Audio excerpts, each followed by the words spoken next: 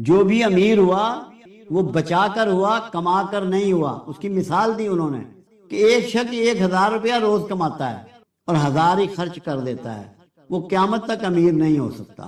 ایک آدمی 100 روپیہ روز کماتا ہے اور 20 روپے اس میں سے بچاتا ہے، وہ امیر ہو جائے گا۔ کیونکہ غریب کون ہے؟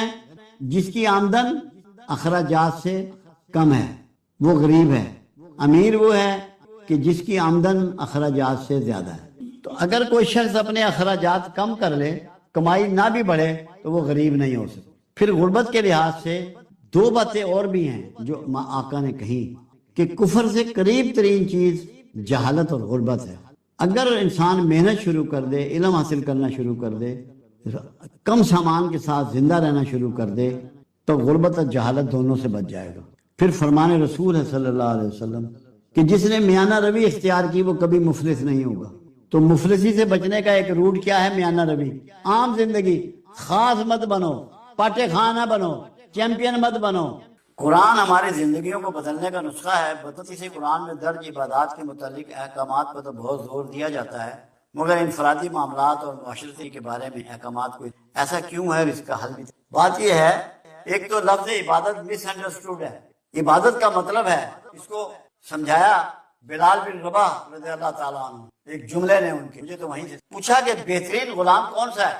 تو اس عاشق رسول نے کہا کہ جس کی نظر مالک کے اشارے پہ ہو اور جس کے کان مالک کی آواز پہ، وہ بہترین عبد ہے، وہ بہترین عبادت ہے۔ عبادت کیا ہے؟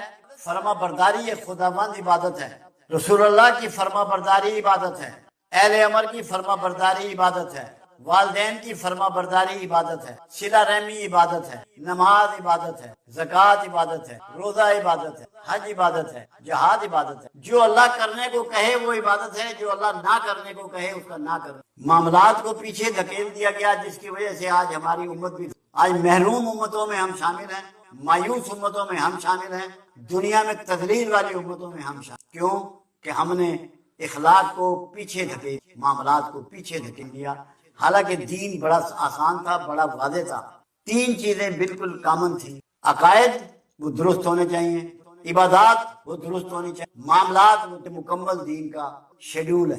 جب آپ نے معاملات کو پیچھے چھوڑا، آپ میں اخلاقی گراوٹ آ گئی، ڈسپلن آپ میں سے محفوظ ہو گیا اور آپ کی تذلیل شروع۔ اللہ کے رسول صلی اللہ علیہ وسلم کی سٹیٹمنٹس آپ دیکھ لیں، دو لوگوں کو بہت اعلیٰ آپ نے، تم میں سب سے بہتر وہ ہے جس کے اخلاق اچھے ہیں۔ یہ نہیں کہا جس کی نمازیں پوری، روزے پوری، کے حج پوری، یہ نہیں فرمایا، کہیں کوئی ثابت نہیں کر سکتا۔ اچھائی کو جوڑا اخلاق کے ساتھ، یا تم میں سے وہ سب سے بہتر ہے جو اپنے گھر والوں کے ساتھ بہتر ہے، وہ بھی اخلاق کی بات ہے۔ اور فرمایا ایسا کرنے والا سب سے اول میں ہوں، خود کو میرے آقا نے اس میں شمار کیا۔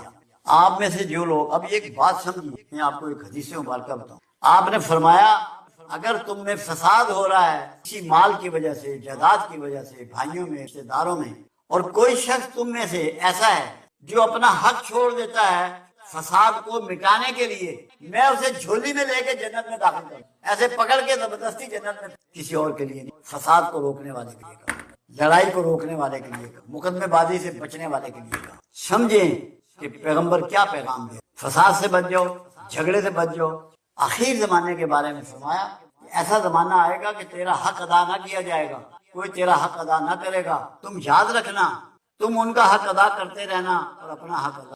یہ وہ چیزیں ہیں جو چھوڑ دی گئی، جس کا نتیجہ یہ ہے کہ جس نماز روزے نے ہماری کائنات کو بدلنا تھا، وہ ہمارے دن رات کو بھی نہیں۔ کتنا ہی نمازی ہو، اس کے رویے لالچ پہ ہیں، خوف پہ ہیں، ضد پہ ہیں، انا پہ ہیں، حسد پہ ہیں، غصے پہ ہیں، شدت پہ ہیں، بے صبری پہ ہیں۔ نماز نے اس کو فحش و منکر سے نہیں روکا، روزے نے تقویٰ نہیں دیا ان کو، زکوٰۃ نے ان کے مال کو پاک نہیں کیا، کیونکہ وہ قرآن کے کسی خاص حصے پہ عمل کر رہے ہیں، باقی قرآن کو تش نہ چھوڑ۔ قرآن تو اعمال سے، احکامات سے بھرا پڑا ہے۔ شیطان نے کیا کیا تھا، یہودیوں نے کیا کیا، ایک کہنا مان لینا، ایک چھوڑ دینا۔ جب ہم یہ کام کرتے ہیں تو ہم شیطان اور یہودیوں کی نقل میں کرتے ہیں۔ آپ کو ہر رکعت میں 2 سجدے دیے گئے، سمجھ لو اس بات کو، اسی سے بھید پالو۔ شیطان نے کہا جب تو نے مجھے کہا کہ میرے علاوہ کسی سجدہ نہیں کرنا تو میں نے صرف تجھے ایک سجدہ کیا، اور جب تو نے آدم کا کہا تو میں 2 سجدے کا حکم تھا، اس نے ایک کیا۔ آپ اسی لیے دونوں سجدے آپ سے کرائے جاتے ہیں کہ آپ شیطان کے گروہ سے آؤٹ ہو جائیں، 2 سجدے کر کے شیطان کے گروپ سے نکل جائیں، وڈرا ہو جائیں۔ اگر ایک رکعت میں ایک سجدہ کریں گے تو شیطان کے گناہ شریک ہوں گے اور شمار ہوں گے۔ اس لیے 2 سجدے دیے گئے کہ اللہ کی پوری ماننی ہے، ادھوری نہیں ماننی، کرنے کے کام کر لیے، نہ کرنے کے بھی کر لیے، پوری بات رب کی ماننی ہے، جو کرنے کو کہے وہ کرو، جو نہ کرنے کو کہے وہ نہ کرو، تب آپ کے 2 سجدے ملک کے خد و خال بدل دیتا ہے، ملک کے حالات بدل دیتا ہے، ملک کے معاشرے کو بدل دیتا ہے۔ اگر یہ ذمہ دار ہو جائیں تو ملک ذمہ دار ہو جاتا ہے، اگر یہ غیر ذمہ دار ہو جائے تو ملک برباد ہو جاتا ہے۔ اس انداز میں نہ تجارت کو سمجھا گیا نہ تاجروں کو سمجھا گیا۔ تو تھوڑا سا ہمیں اس پر غور کرنا ہے، سوچنا ہے کہ تاجروں کا ملک میں کیا رول ہے، کتنا امپارٹنٹ رول ہے، اور تجارت کیسا معتبر اور مقدس پیشہ ہے۔ قرآن حکیم سورہ بقرہ میں فرماتا ہے کہ سود خور ایسے اٹھیں گے جیسے جن زدہ شخص۔ منافع اور سود کو ایک جیسا کہتے ہیں، منافع اور سود کو ایک جیسا کہتے ہیں۔ سورہ بقرہ آیت نمبر 275۔ سود الگ چیز ہے، منافع الگ چیز ہے۔ سود کو اللہ نے اپنے اور اپنے رسول کے خلاف جنگ قرار دیا۔ آج ہمارے ہاں شاذ و نادر ہی ہمارا کوئی تاجر ہوگا جو اس سے محفوظ ہو، اس سے بری ذمہ ہو، اس سے آزاد ہو۔ اس لیے جس معاشرے میں سود لاگو رہتا ہے وہاں انصاف کبھی نہیں پنپتا، اور جو معاشرہ اللہ اور اس کے رسول کے خلاف جنگ لڑ رہا ہو، کیا وہ کامیاب ہو سکتا ہے؟ کیا وہ گلزار بن سکتا ہے؟ کیا وہ خوشیاں بن سکتی ہیں؟ تو اس لیے یہاں سب سے امپورٹنٹ رول جو ہے ہمارے تاجروں کا ہے کہ وہ سود کے حوالے سے کیسے سوچتے ہیں، کیسے دیکھتے ہیں، کیسے کرتے ہیں۔